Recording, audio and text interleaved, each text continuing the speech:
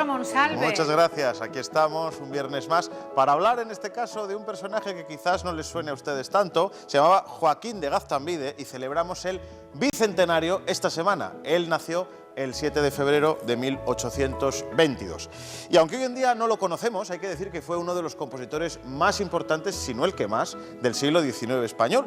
Ahí donde le ves, un tío además bien plantado, ¿verdad? Sí, sí. Él era de Tudela, era navarro, y él comenzó a estudiar pues, en sus orígenes pues, en su ciudad, ¿no? Y al ver que era un tío que despuntaba, dijeron, vete a Pamplona, que tenía ahí un tío, donde fue mejorando los estudios de piano, de contrabajo, y terminó siendo músico en la orquesta de Pamplona. Pero vieron que también eso se le quedaba pequeño y le becaron, le instaron a irse a Madrid y a París a estudiar, así que se convirtió en un hombre pues cosmopolita para el tiempo sobre todo, ¿no? Sí, o sea, claro, estar en París en el siglo XIX estudiando no era una cosa, la ciudad de la luz, desde luego, al alcance de cualquiera. Así que él, convencido de que España tenía que abrirse a los nuevos tiempos, europeizarse o, bueno, ver su música, sus cosas, de manera como lo hacían los franceses, en este caso, los ingleses, dijo, oye, hay que venir a España y hay que construir un teatro como el Teatro de la Zarzuela.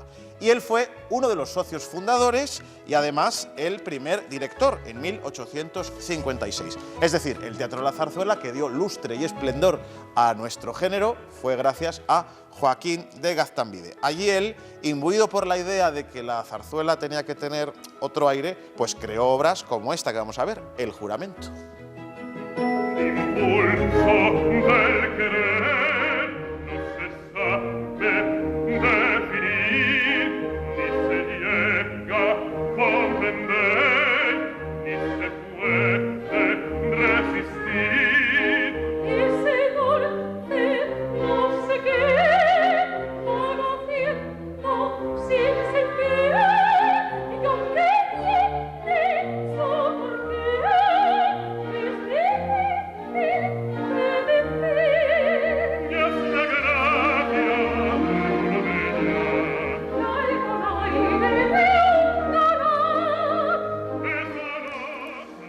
bueno, una zarzuela que yo creo que por música, por estética, con pelucas y demás, yo creo que salta a la vista que no es lo que tenemos asociado a la zarzuela, ¿no? Ese aire castizo con la gorra madrileña. Él quería otro aire, ¿no? Casi se parece un poco a las bodas de Fígaro o música de ese estilo. Es lo que Gaztambide quería. Él quería marcar un espacio, una idea a la zarzuela que se operizara, ¿no? Se acercara pues, a Italia y demás. Se convirtió en un hombre muy popular. Aquí le vemos una caricatura en la que además tiene en la mano una especie de violonchelo, guitarra, pues esa idea, ¿no?, de que él se convertía un poco en el europeizador de la música española. Hay que decir que sus músicas, sus ideas sirvieron para... de Catalina. De Catalina, sí, una de las áreas de sus óperas.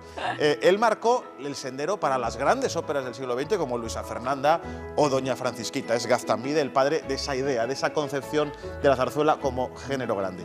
Y en ese género grande se incluye, por supuesto, los acontecimientos históricos de nuestra historia, de nuestro pasado, también del de Castilla y León. Concretamente uno muy notable, como es el de Los Comuneros.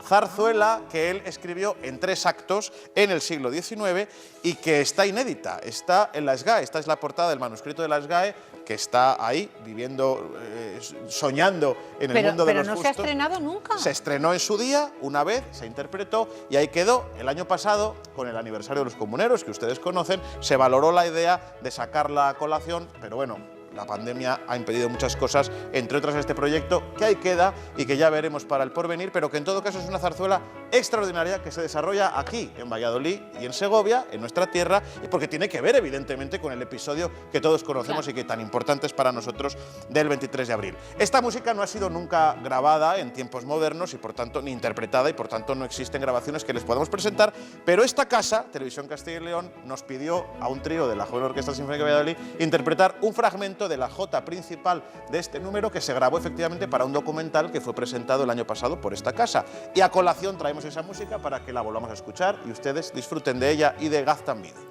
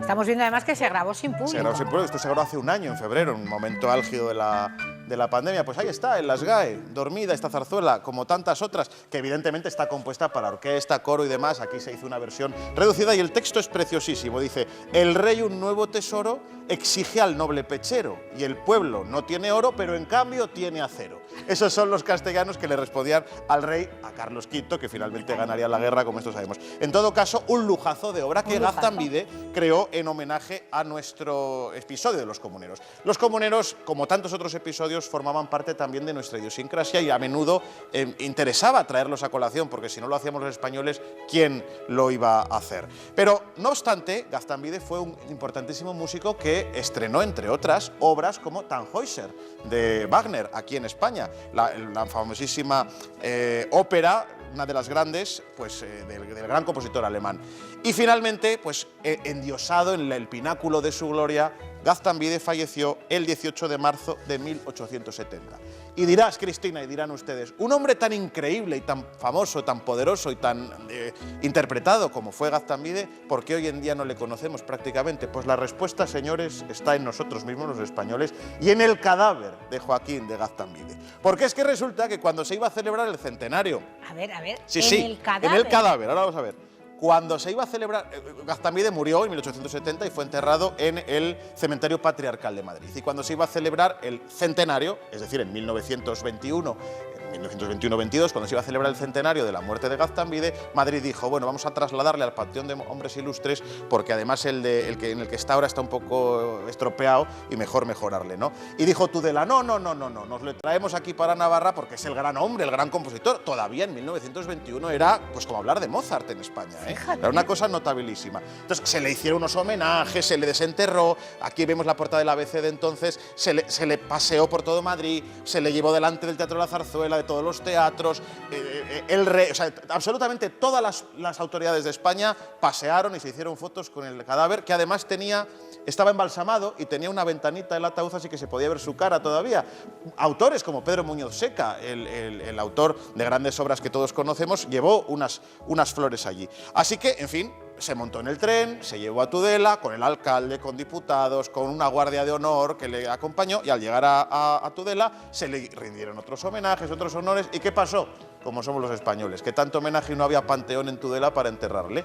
Así que dijeron, bueno, pues le dejamos aquí, en el panteón de otra familia que nos lo deja mientras tanto. ¿Qué trazas somos? ¿Qué trazas? Le dejamos aquí en lo que construimos el panteón.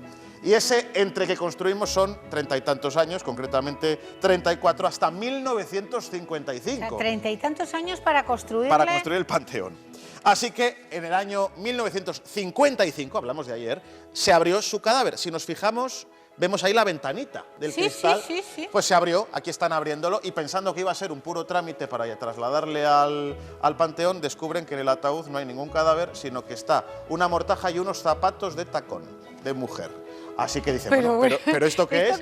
¿Dónde está el cadáver de Gaztambide? ¿Dónde está? ¿Qué es esto? Bueno, una cosa nacional, un escándalo nacional, porque era un hombre importantísimo. Empezaron a hacer pesquisas, entrevistaron. Oye, los que estuvisteis en 1921, que alguno había vivo todavía, ¿qué pasó? Los que conocieron a Gaztambide, patatín. Se hicieron pesquisas, se comprobó con las fotos, se comprobó con carbono, se comprobó con todo, que efectivamente era el cadáver, era el ataúd. Nadie sabe dónde está el cadáver, nadie sabe por qué había unos zapatos de tacón dentro, y efectivamente la mortaja que hay dentro es la de Gaztambide. Se llegó a la conclusión de que algo habrá pasado, que nadie sabe qué es, y entonces, por vergüenza nacional, dijeron, pues en lugar de admitir o ver lo que ha pasado, pues sencillamente hacemos desaparecer a Gaztambide del panorama musical y se deja de interpretar y de hablar de él. Le hacemos desaparecer por vergüenza, en definitiva, y Gaztambide pues desapareció de la noche a la mañana de nuestro panorama nacional. Pero Ernesto, ¿qué cosas pasan? Pues alucinantes, alucinantes. Y eso pese a que el Teatro de la Zarzuela ocasionalmente interpreta obras suyas, como esta otra, que vamos a ver cómo colofona este espacio de hoy, mientras ustedes se recomponen del cadáver. Quando quiero gran sedutor, excesiva cordura me causa horror, tiene la locura un benefactor, y alegra vaco mi alegra honor, y te bambino y ale ciego Dios, y alegra vaco mi alegra honor. ciego Dios.